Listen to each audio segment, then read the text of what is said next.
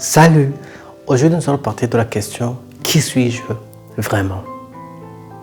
C'est une question complexe, mais pour essayer de répondre à cette question, nous allons analyser la question sous 3 angles. Le premier angle, c'est de comprendre la question « Qui suis-je vraiment ?» en dehors de toute influence. On a grandi avec l'influence des parents qui nous ont éduqués à leur image. Ensuite, il y a eu les frères et sœurs,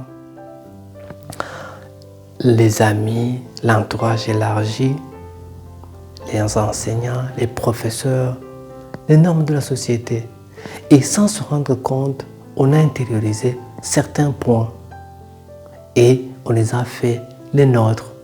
Mais au-delà de toutes ces entités, au-delà de tous ces points, quels sont les traits, quels sont les points qui nous correspondent réellement? Le deuxième angle, c'est de comprendre et de faire la différence entre qui je suis et qui je pense être.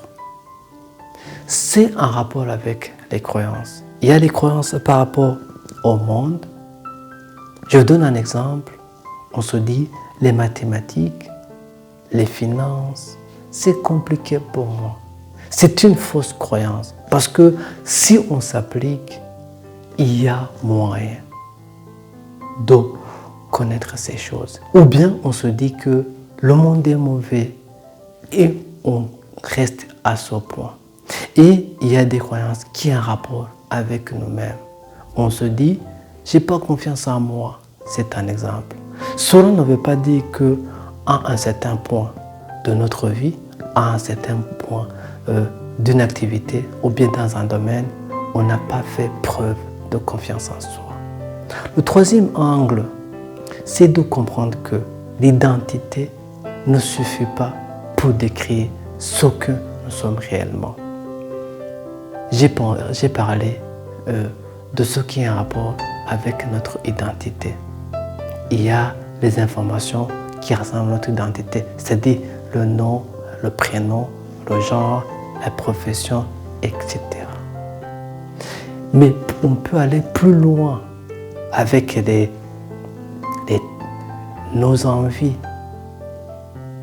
ce qui nous aspire, ce qui nous inspire, ou au contraire, ce qui nous déplaît. Tout cela, mis ensemble, ne décrit pas réellement ce que nous sommes. Il y a les normes de la société qui nous disent qu'on doit rentrer dans une case, on doit rentrer dans une catégorie. Ce qui n'est pas le cas parce que l'être humain, il est en perpétuelle évolution. Par rapport, par exemple, à l'instant présent de cette vidéo, nous sommes à une version actuelle maintenant qui est en perpétuelle progression parce que chaque fois on apprend, chaque fois on évolue, chaque fois on se développe. C'est-à-dire qu'il y a des informations qu'on reçoit, il y a des informations erronées qu'on se dit, moi je suis comme je suis et je ne change pas. Ce qui est erroné, ce qui va rejoindre le deuxième point sur lequel je parlais, des fausses croyances. Je vous remercie, c'était un plaisir de vous parler.